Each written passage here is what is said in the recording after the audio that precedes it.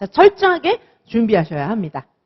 자, 유아인명 시험 문제를 한번 좀 분석해 보도록 하실까요? 자, 근데 이제 우리가 더 눈여겨봐야 될 것은 문제의 특징과 난이도, 어떤 능력을 요구하는지, 최근의 트렌드는 무엇인지가 좀 중요하잖아요. 자, 선생님들, 가부좌 틀고 앉아서 하늘 전따지 하면서, 참나. 옛날 조선시대처럼 과거 공부하듯이 그렇게 공부하면 안 된다는 게 딱 나오잖아요. 아니, 이런 문제를 옛날처럼 이렇게 앉아서 신선되고 싶으십니까? 정말 그건 아니에요.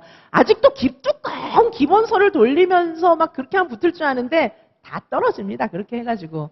자, 문제의 특성 보시면 실제 교육 현장 상황을 제시하는 대응 방법을 요구하는데 기본서에 이런 게 안 나오잖아요. 기본서는 그냥 이론만 설명하고 있는데 이건 응용을 필요로 하는 건데 문제의 특징이 뭐가 나옵니까? 현장 상황. 저희는요, 문제 지문이 전부 현장 상황이에요. 자, 이지선 유아명에서 제시하는 모든 문제는 전부 현장 상황입니다. 따라서 이거에 확실하게 대응할 수 있기 위해서는 지금이라도 늦지 않았어요. 스퍼트 특강에서 확실하게 이거 대응하게 해드리도록 하겠습니다. 완전히 긴 지문, 현장 사례를 그대로 다룬 지문들로 승부하게 해드리겠습니다. 자, 그리고 이론적 지식만으로 끝나는 게 아니에요. 하늘천 따지하고 책 읽어봤자 이론적 지식만 그냥 배우는 거예요. 그런데 이론적 지식으로 끝나는 게 아니라 실제 적용 능력 평가. 자, 문제의 특징은 실제 적용 능력 평가예요. 근데 가부좌 틀고 앉아서 신선처럼 이렇게 공부하면 적용 능력은 교과서에 안 나와 있잖아요. 그거는 현장 사례를 다룬 문제를 봐야 적용 능력이 증가하는 거 아니겠습니까? 자, 그 다음에 유아의 발달 단계만 보통 기본서에는 나오잖아요. 근데 그게 아니고 교육 방법, 여기에 적합한 교육 방법 뭐니? 이러면 단계는 외웠는데 난 교육 방법은 모르는데 이렇게 되는 거예요. 자, 그 다음에 구체적인 교육 이론이나 학자의 견해까지만 공부를 할 수 있잖아요. 우리 그 기본서에서는. 근데 실제 시험에서는 견해를 묻는 게 아니고 적용을 필요로 하는, 적용. 그러면 나는 이론만 외웠는데 적용은 뭐지? 뭐 다 틀리는 거예요, 시험 가서. 밤새 외웠는데 처음 이 산이 아닌가벼 딴 산, 뭐 이렇게 하고 있는 거예요. 자, 그래서 상황 분석과, 자, 이게 이제 상황 분석과 적절한 대응 방안을 제시하는 이런 능력을 요구하는 게 요즘의 트렌드예요. 그런데 이거 기본서에 나옵니까, 이게? 상황 분석도 안 나오고 적절한 대응 방안도 안 나오고 맨 오래된 그런 이론만 나오는데 그것만 해가지고는 뭐지? 내가 공부한 거 이게 그거요? 막 이렇게 되는 거예요. 이게 그거 아닌 것 같은데? 막 그러고 있는 거예요. 자, 그래가지고 뭐 신선되고 싶으시면 그렇게 하시기 바랍니다. 정말 마음이 아픕니다. 제가 웃으면서 얘기하지만 마음이 아파요. 자, 문제의 특징이고요. 자, 시험 난이도. 자, 시험 난이도는 어떻게 됐습니까? 높은 수준의 전문성. 자, 높은 수준의 전문성, 실제 적용 능력. 이런 게 기본서에 안 나온단 말이에요. 두꺼운 기본서에 안 나온단 말이에요. 이런 거를 충족시킬 수 있는 것은 오직 대학교 수준만이 이런 문제를 낼 수가 있어요. A를 B에서 찾고 B는 C에 있고 D는 E에서 찾아가지고 저쪽에 나에 있는 지문과 연결시켜서 거기다 기억을 답을 써라. 이런 식으로 치졸하게 문제를 내는 게 아니고 그러니까 기억, 니은, 기호 찾다가 답은 그런 게 아니고 그거는 뺑뺑이 돌리는 거죠. 그게 아니고 정말 종합적인 사고력을 요하는 사고 중심의 문제는 대학교 수준만 낼 수 있어요. 왜냐하면 그 분야 최고의 전문가들이기 때문에 가능한 겁니다.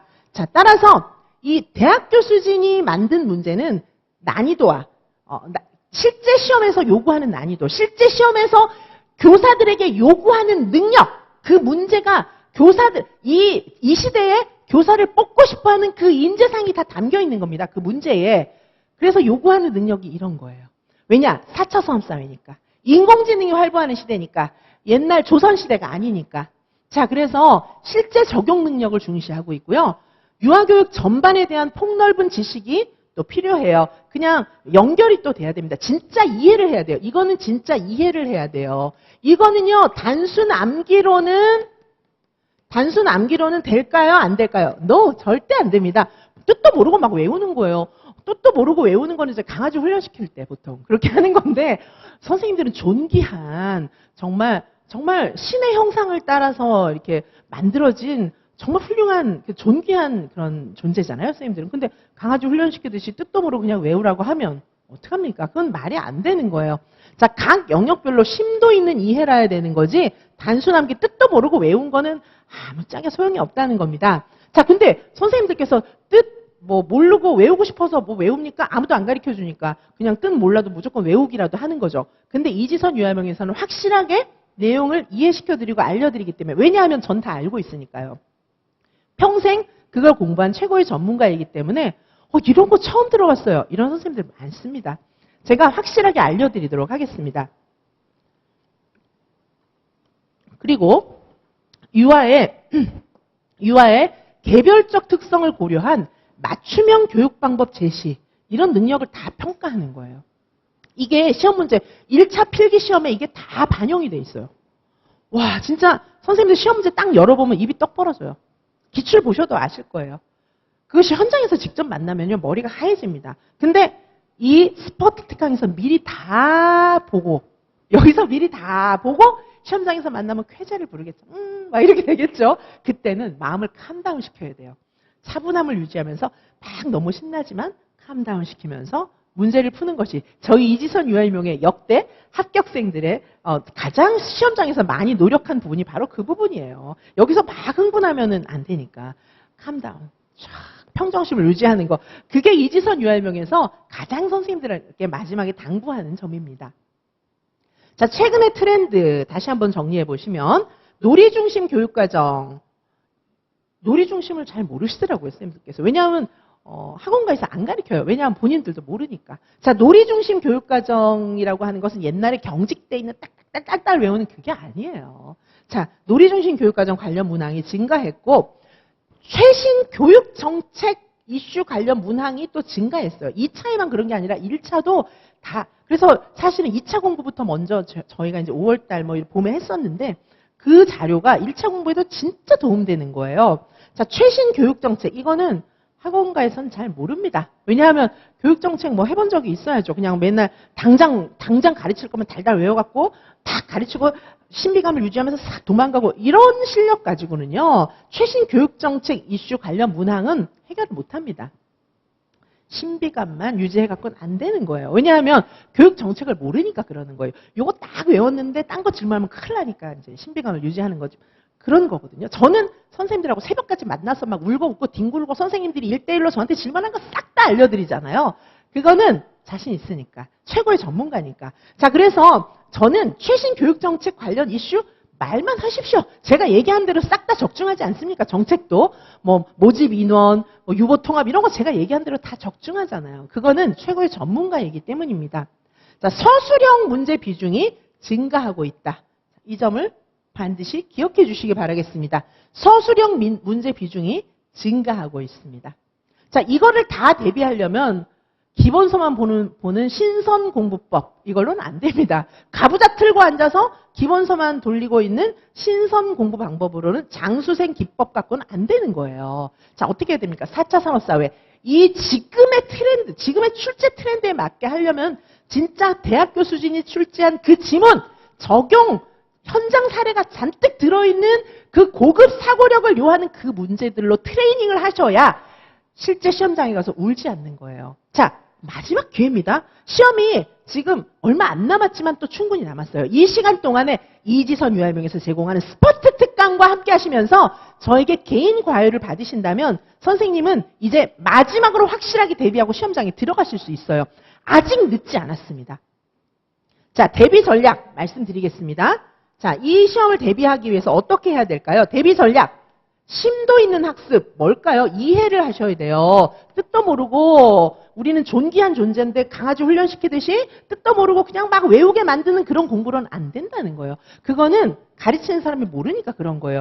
아니, 얼마나 이게 품위 있는 인문학을 가지고 강아지 훈련 과목으로 전락시키는 건 그건 말이 안 되는 거예요.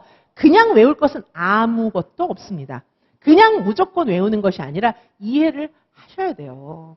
이런 말이었어요. 이런 얘기 하는데 이 심도 있는 학습이 아니면 문제를 못 읽습니다. 지금은 이해력 중심으로 막 종합적으로 엮어서 연결해서 문제를 내기 때문에 그냥 외운 거는 1점도 득점하기 어렵습니다. 서술형 문제 대비 논리적 글쓰기가 반드시 필요합니다. 채점위원들도 굉장히 전문가들이고 그들의 한 그런 행위에 대해서 전문성에 대해서 책임지는 책임성이 있는 자리가 채점위원이고 한국교육과정평가원은 우리나라 최고의 출제기관입니다. 따라서 한국교육과정평가원이 그렇게 날림으로 지어진 국가기관이 아닙니다. 채점 대충 해가지고 많으니까 대충 해. 그런 기관이 아니에요. 한국교육과정평가원은. 그리고 채점위원들도 그들의 전문성, 이름을 가지고 책임성 있는 채점 행위를 하는 겁니다. 그렇지 않으면 그 소송이나 이런 거 다 어떻게 감당하겠습니까?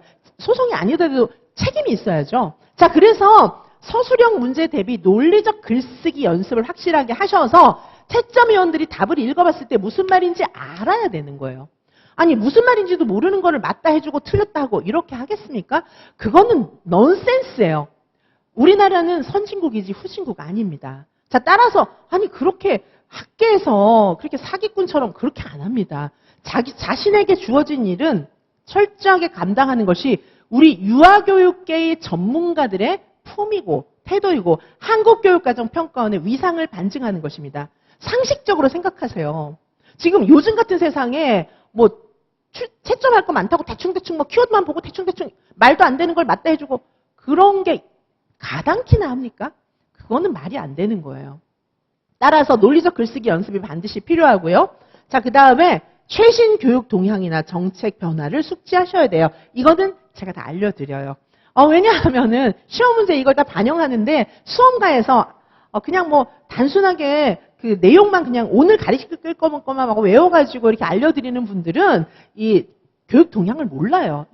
유아교육과 국가교육과정이 뭔지도 모르는데 국가교육과정의 의미 자체를 모르는데 어떻게 최신 교육 정책의 동향을 알 수가 있겠습니까? 자, 따라서 이지선 유아임용 대학교 수준이 제시하는 이 방향이 아니면 선생님들은 이런 정책의 방향을 숙지할 수가 없어요. 이거는 곧 출제 방향 그리고 문제, 구체적인 문제 지문 이런 거하고 다 관련이 있는 거예요. 자, 이런 거를 알려드리기 때문에 출제 방향이나 문제 지문을 거의 그대로 드린다고 보셔도 크게 오해는 아닐 겁니다. 자, 실제 교육 현장 사례 중심. 자, 전부 사례 중심 지문이잖아요. 이렇게 해야 합격하시는 거예요. 자, 그 다음에 이론과 실제를 연결하는 통합적 학습 접근이 필요한데 이거는 기본서만 봐서는 죽었다 깨나도 안 된다는 거죠. 100번을 뒹굴어도 안 된다는 거예요. 자, 그래서 이거는 대학교 수준이 출제한 현장 사례 중심의 고급 사고력 문제가 아니고는 이런 문제를 해결해낼 길이 없습니다. 이지선 유아임용에서 제공하는 스퍼트 특강, 여기서는 이러한 내용들을 자세하게 알려드리도록 할 것입니다.